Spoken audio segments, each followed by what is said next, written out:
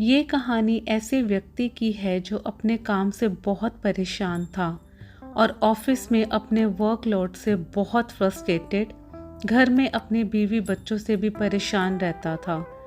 Boss की डांट से बहुत दुखी था। इस तरह से वह अपनी ज़िंदगी से पूरी तरह से थक चुका था। वह कभी भी दोस्तों रिश्तेदारों से बात नहीं करता था। अगर उनका फ़ोन आता था तो वह हमेशा ये सोचता था कि उनका फ़ोन क्यों आ रहा है। उसने पूरी तरह से अपने आप को खो दिया था। उसकी लाइफ में कुछ भी एक्साइटेड नहीं था।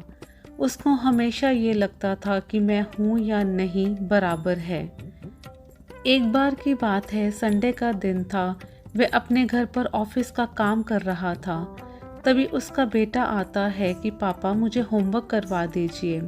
अब वह व्यक्ति हमेशा की तरह थका हारा परेशान अपने ऑफिस का काम कर रहा था और उसने बच्चे को डांट दिया कि मैं अपने ऑफिस के काम करूं या घर बैठकर तुम्हारे काम करूं। बच्चे का मुंह उतर जाता है और वह अपने रूम में चला जाता है। थोड़ी देर में उस आदमी को रियलाइज़ होता है कि मैंने शायद बच्चे को गलत ही डांट दिया। मुझे एक बार जाकर उसका होमवर्क कंप्लीट करवा देना चाहिए। जब वह कमरे में जाता है तो देखता है कि बच्चा तो सो चुका होता है।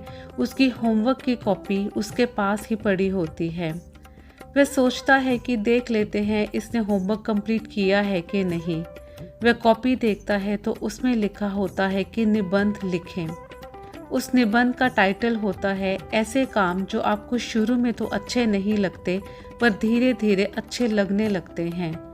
बच्चे ने उसमें पहला पॉइंट लिखा होता है कि thank you so much final exams का, जो स्टार्टिंग में तो अच्छे नहीं लगते लेकिन जब वे चले जाते हैं तो उसकी वजह से वेकेशन आ जाते हैं जो मुझे बहुत अच्छे लगते हैं। दूसरे पॉइंट में लिखा है थैंक यू सो मच उन सभी कड़वी दवाइयों का जो स्टार्टिंग में तो बिल्कुल कड़वी लगती हैं और बिल्कुल भी अच्छी नहीं लगती, लेकिन जब हम लोग ठीक हो जाते हैं हमें बहुत अच्छा लगता है। और तीसरे पॉइंट में लिखा है thank you so much God मुझे पापा देने के लिए।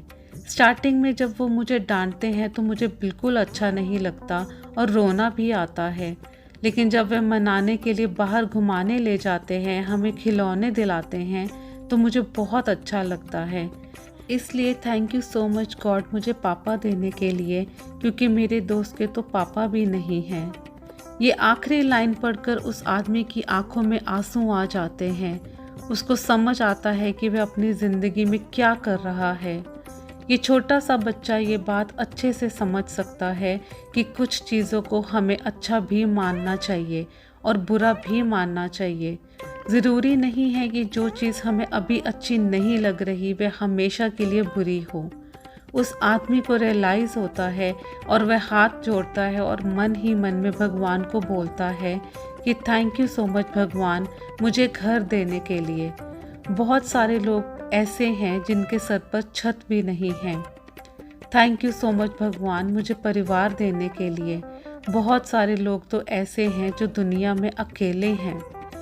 थैंक यू सो मच मुझे ऑफिस का इतना काम देने के लिए। बहुत सारे लोग ऐसे हैं जिनके पास नौकरी नहीं है और काम भी नहीं है।